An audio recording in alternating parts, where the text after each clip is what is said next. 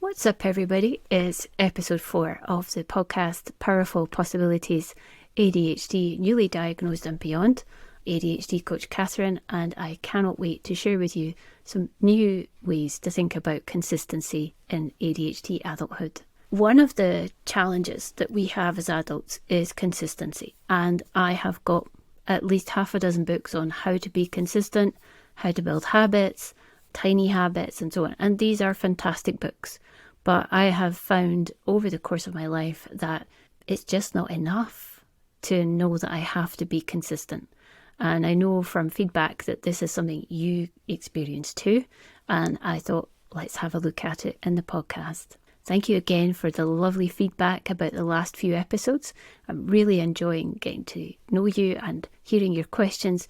Keep sending them in. You can send them through my social media. Usually ADHD_coach_Katherine, and I'm on Instagram, TikTok, the usual places. So let's think about consistency and what does it actually mean. I think one of the first things we have to do is acknowledge how difficult consistency is if you have an ADHD diagnosis, and there are neurological reasons for that. Okay, you're not just not trying hard enough, which is often a message that we internalize quite early on. It's definitely a question of our brain just doesn't do consistency in the same way. And it's very much a neurologically based difference. So let's drop the shame at the door. And shame is the topic of our next podcast, which is quite handy. And I want to introduce at the end of today's podcast a different way to think about things that I think could be a real game changer for you and for other people in your life who you might be struggling with, especially if you are not an ADHD person who's living with somebody that isn't very consistent. What is consistency? Consistency is the quality of achieving a level of performance which doesn't vary greatly over time. And this is obviously a dictionary definition. But in practical terms, it means that we can keep the same standard or repeat a particular task with very little variation from day to day. And for some jobs, that's really essential, right? You want to maintain consistency in things like brain surgery. For podcasting, it's not quite the same. But you may also need to arrive at work on time. You may need to follow through on your projects and in the same way every time. You might have a strict routine in your job or in your home. And in terms of our career, being consistent is generally related or seen as being related to being reliable and professional. And I have thoughts about what professional means, but in terms of careers, it's crucial if we want to build a good reputation that we're not flaky, we don't forget stuff, our performance isn't too variable. So long-term career goals, and it can all be affected by our ability to appear consistent, which is showing up on time, doing the same thing to the same standard. In terms of relationships, consistently showing up and caring and being reliable is very, very important for most people in a relationship. And especially if you have kids around, it's crucial, right? Kids need consistency. They need to know that you're always going to be there, that you're reliable, that they have a consistent routine at home. And for parents, especially the main caregiver, this can be a real problem if we are ADHD and unsupported. And obviously, in terms of health, this is something that I struggle with right now, and I'm working on it. Being consistent in our routines around diet, health, exercise, and especially sleep is crucial for our long-term well-being. And these are significant things like your heart health, your bone density, your neurological output when you're older, this neurological reserve that people are talking about now. The problem is that because we have ADHD brains, we're more likely to struggle with things like consistency and repeating the same thing over and over again.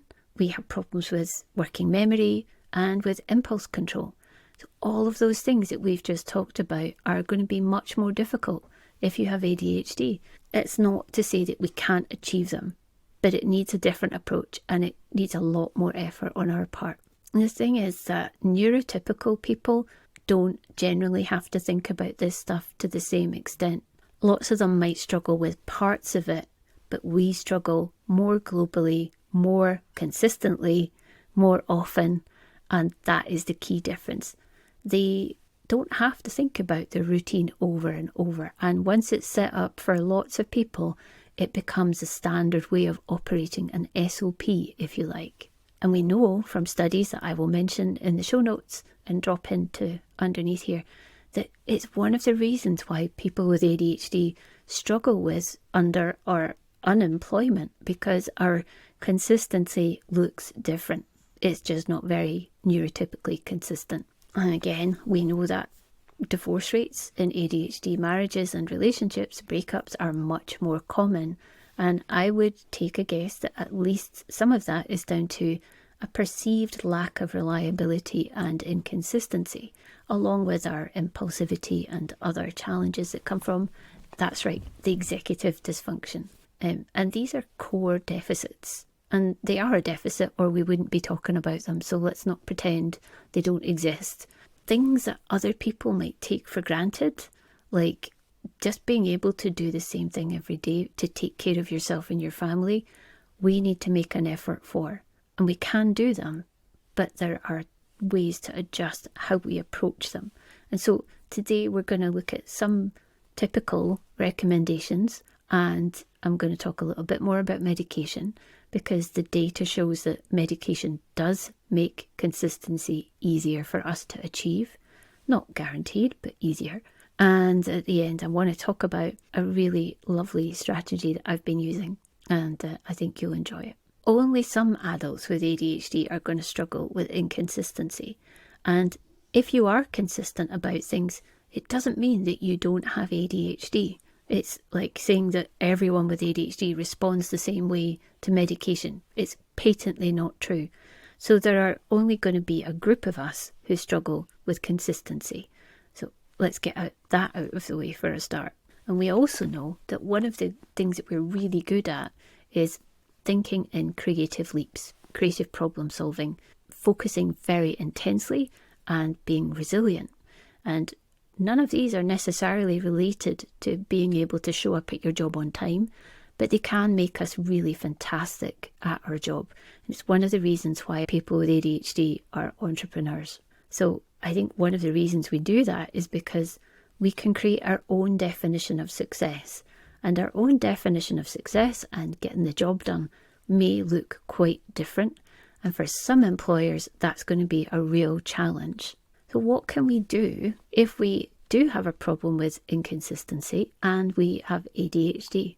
Let's have a look at some of the strategies that you're likely to hear more commonly. There are lots of self-management tools, and I wish I could say that there was an app or a service or something that would really wave a magic wand and make it easy for us to be consistent, but it comes down to self-management. And let's look at some tools of those and see which one you want to try. These can be incredibly effective, and it's worth giving them a try and having a library to select from. Obviously, I'm going to say that ADHD coaching can be very effective. There is data that shows it's really helpful for especially college students. Those are the main studies at the moment. And we know that it helps because we can encourage people to see their strengths and to feel better about themselves. And it might not sound like that's related to consistency, but if you feel terrible about yourself, it's hard to make yourself do things that don't come naturally or easily or are enjoyable.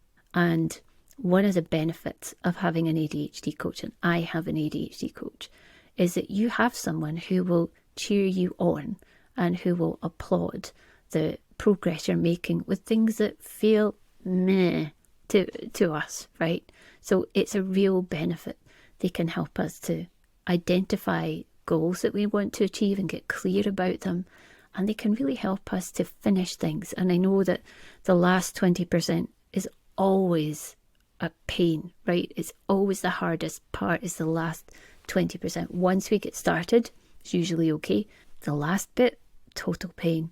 And a coach can help you with all of that. But I would say that, right?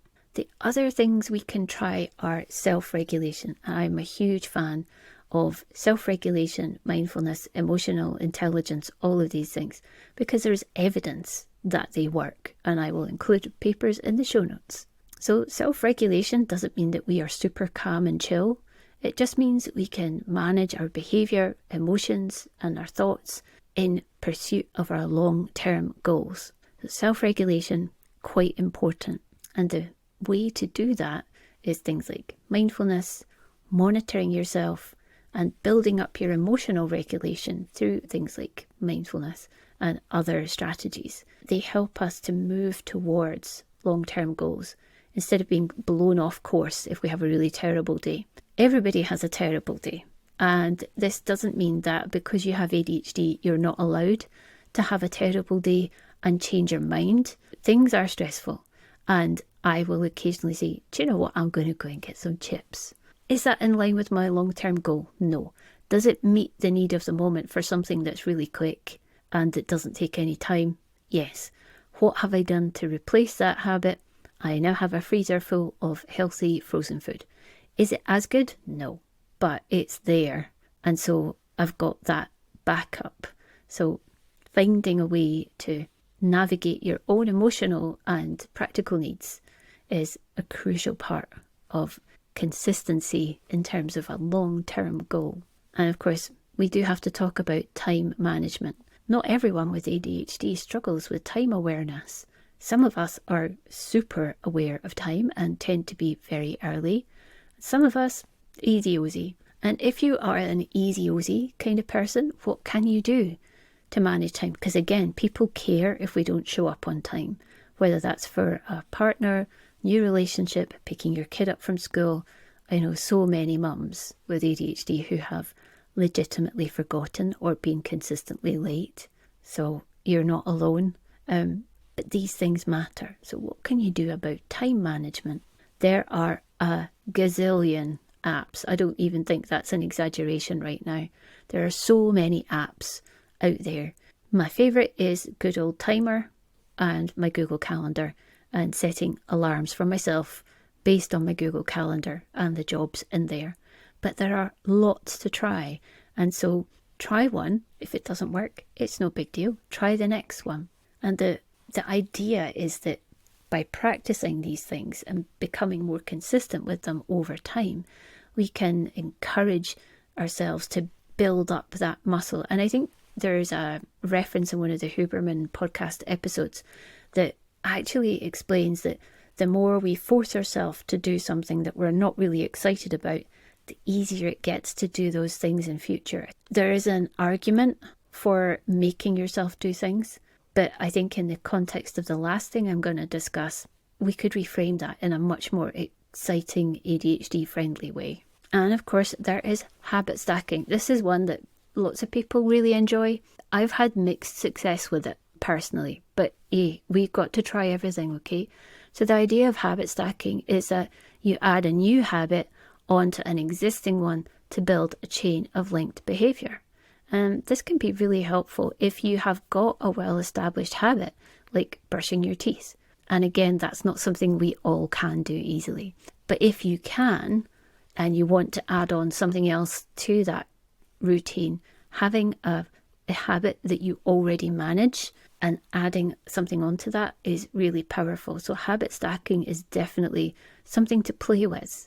There are behavioural modification techniques, and these are, again, things that you can work on with a coach, with a therapist, a counsellor, because sometimes these are related more to therapy type problems, and coaches should not be going anywhere near therapy type problems unless they're also a therapist.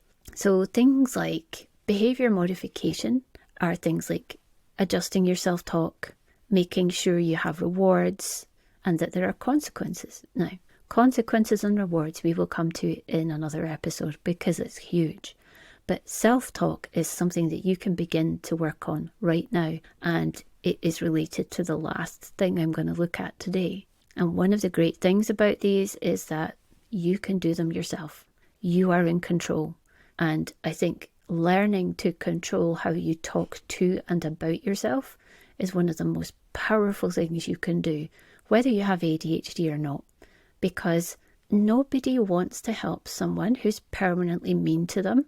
So if you are permanently mean to yourself, I'm sorry, it's going to be much harder to feel good about doing something that's a bit challenging or a bit boring. And underneath the episode and the show notes, which are linked from the website, you will find studies that back up all of these strategies that we have looked at so far. And of course, we need to talk about medication and consistency, because medication fundamentally changes our brain chemistry. And one of the reasons we struggle with consistency is that neurological difference. So the fluctuations in attention that we experience are part of ADHD. It's a core element, and medications stabilizes them. Not for everyone, and different medications work on different things, but certainly overall, attention is stabilized by medication. And this makes it much easier to have a stable level throughout the day, at least until they wear off, so that we can tackle things that require attention, are more difficult, and that we would struggle to do consistently well. The other thing that medication does is it can help improve our executive function. So planning, prioritization, following through on tasks, all of these key components of consistent work and life management are improved with the right medication and the right dose. Medication can also reduce our variability, not completely, because we're not robots, we're humans, but if you have a very variable performance, medication can level that out a bit. And I think of it a bit like when I used to take antidepressants. When they work, they take the edge off the bottom of your moods so that you still are able to experience some variation, because you're a human being, not a robot, but it provides you with some consistency. Do you like how I did that? And certainly in a professional setting, in an academic setting, in your home, it matters to be a bit more predictable. Of course, medication can help us to stick to routines, like taking our medication, brushing our teeth, and all of these day-to-day activities. And finally, one of the things that medication has been shown to help with is working towards a goal. And goal-directed behaviour is something that we struggle with a bit more because, again, with time, it's either now or it can be any time, it's not relevant, and it's harder for us to maintain that goal-directed focus on things that are further away. And generally, things that are really worth working for are going to be further away than we are easily able to hold in our brains. And this isn't true for everyone. I'm generalising here again, but I want you to think about the benefits of medication. There are risks. Always see your doctor, your medical provider. Do not share medication. Behave responsibly with it, because there are risks and you should not take it lightly. But it has got a significant impact on our ability to be consistent. And of course, that is the whole point of this episode.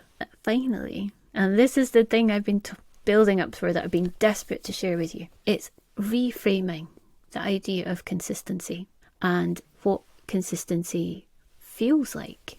When you think of consistency, does it make you feel excited? Does it make you feel happy and hopeful? Does it remind you of times in the past when you've not been successful? I want to share with you something different. This is a strategy by Ben Zander, and it's called Giving Yourself an A. And if you want to go and read Ben's book, The Art of Possibility, I highly recommend it. The audiobook is fabulous because you get to hear his amazing voice, and he's incredible. Giving Yourself an A is one of his cornerstones, and it can really change how you feel about yourself, your performance, your consistency, and other people. So let's have a look at what is giving yourself an A. It's about moving from the world of measurement into the world of possibility. It means letting go of your past judgments and your failures, and where the traditional ideas of what a success is are put to one side, and you are given an A in advance, no matter what you've done before. You have an A from the beginning. It's a symbolic A, if you like. And it's about starting from success. Lots of us start from a place where we feel defective, where we feel broken, where we might feel like failures. And when you give yourself an A, you start from an A, a success, top of the class. And there's a really good reason to do this, because your past struggles and your failures, if you like, are not the predictor that they could be or that they are seen as. Your past problems are not about what you're going to do in the future, because you are now an A. And it doesn't matter if you're at work, if you're at school, if you're at home, or if your children are at home, your teenagers, your partner. Give them an A, because they are going to succeed. They are inherently capable and accomplished. You might be thinking, wait a minute, Katherine, that's not true. This person's let me down, this person argues back, I have failed, I have let people down, I can't do this, I'm not an A. But I want you to think about what would change if you were an A. What would you do differently? How would you act? How would you feel about yourself? And how would you feel about others if they already had an A? So to give yourself an A, I want you to think about success and visualize what it looks like when ADHD is just a part of you and it's not the thing that you focus on all the time. And this might sound a bit wild coming from an ADHD coach, but you are first and foremost a whole, creative and resourceful human being, and your ADHD is just part of that. It's an important part, and it affects lots of things. But beyond all of that, you are a wonderful human being, and you deserve that A.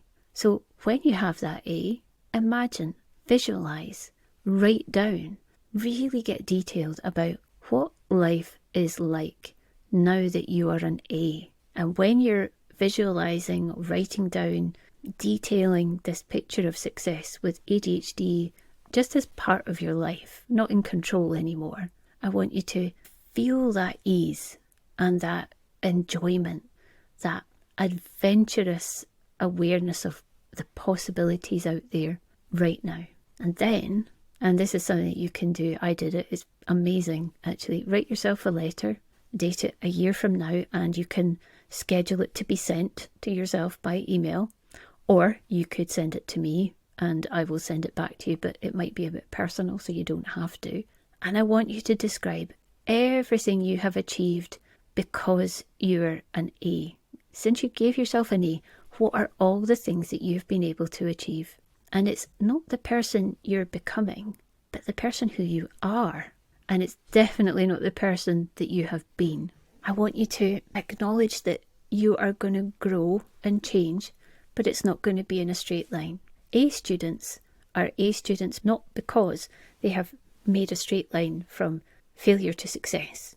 It's going to look different, and it's going to be exciting and varied, and that is okay. And I want you to embrace that variability instead of demanding that you do the same thing every day in a fairly neurotypical expectation. And it's about acknowledging the effort and the progress that you make every day, even if you can't see it.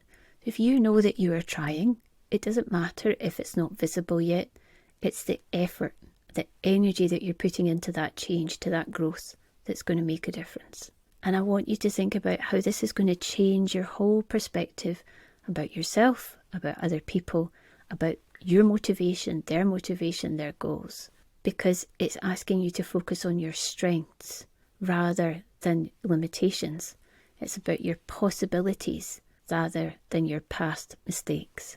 The reason that giving yourself an A works so well is because it shifts your focus and it gives you a real sense of power. It's all about empowerment. A lot of coaches talk about empowerment and I think, well, what does that mean? It means you are the person in control. And there are always going to be circumstances where we're objectively not in control. And I will never tell you that circumstances are neutral. Total nonsense. But you are the person who has the power, is empowered by understanding that you are an A in whatever you do from now on. And it's up to you to define what that A feels like, what you do with that A. It also gives you an opportunity to practice more self-compassion and to understand where the ADHD might be slightly in the way right now.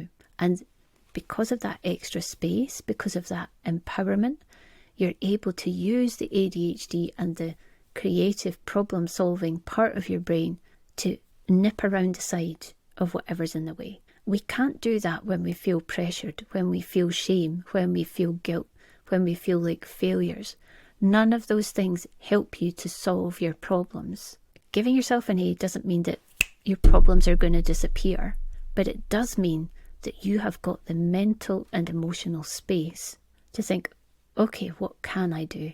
Giving yourself an A isn't about ignoring the challenges of ADHD. It's about changing the narrative, our story, from a focus on our inconsistency, our perceived failure, the way other people see us as negative, and understanding that we are an A, we can do incredible things, we are powerful, lots of things are possible.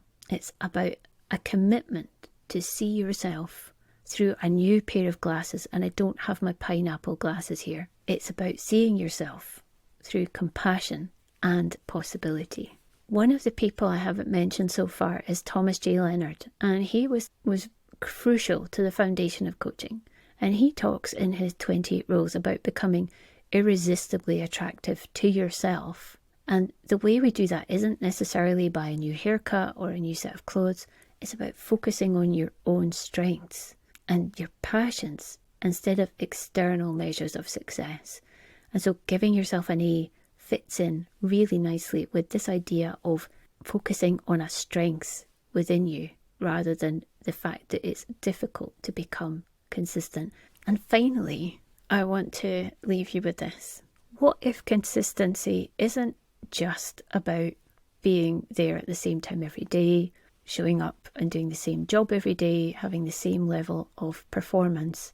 What if consistency is actually just about a commitment towards a path of growth and change? What if consistency is about working towards what matters most, and the path isn't going to be straight? One of my amazing clients says there's no straight line in nature, but consistency is about identifying what matters most and heading towards that no matter what.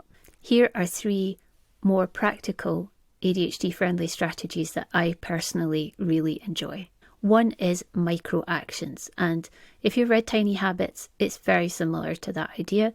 We commit to the smallest possible amount of change that we hardly even notice and that we can do consistently without effort, and that will take us closer to our goal.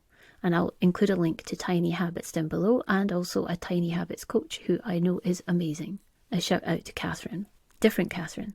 The other thing that can help is identifying your values, and values sound airy-fairy, not important. But if a goal or a job that you're doing is in line with your values, it's much easier to show up and do it. And that is because we need meaning for us to be motivated.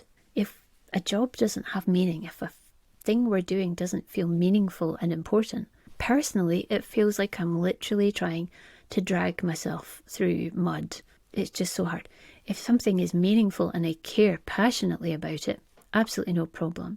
And so when you understand your values, you can then look at tasks that you don't see an obvious meaning for and connect it to something that is important. So for me, one of my values, strongest values, is family. And for family, I think of safety. And so to be consistent with my value of safety for my family, I have to be consistent about my work, about showing up, about sending out invoices, about creating content. Because the reason it matters isn't because I love talking to you, which I do genuinely. I love connecting with people online and social media. But it's because it matters to my family, and my family are my most important value. So if you haven't worked out what your values are, get in touch. And one of my groups that we're going to be working through our values in the next few weeks. And that brings me to the last thing that I have found really valuable, and that is community and support. There is a real power in being with a group of people who also have ADHD and who get it, who really fundamentally understand why it's harder for us, why we struggle. And it's not because we don't care. And I think that's the worst thing I've ever heard, that people think I don't care. We do care passionately, but people don't understand. And so being in a community with people that get it also helps, because we can lean on each other. And I've found that that really makes a big difference. One of my goals with my groups that are starting in the next few weeks is to create that community, to help you to find people who are passionate, but who also understand the power of possibility in ADHD. I want to thank you for sticking with me while we've looked at consistency and productivity ideas, which I think should be different. I hope that understanding what giving yourself an A means to you, and I want to hear what you think about it. But I also want you to go away and think about, how can I connect what I'm doing and what I find difficult to do consistently with my values?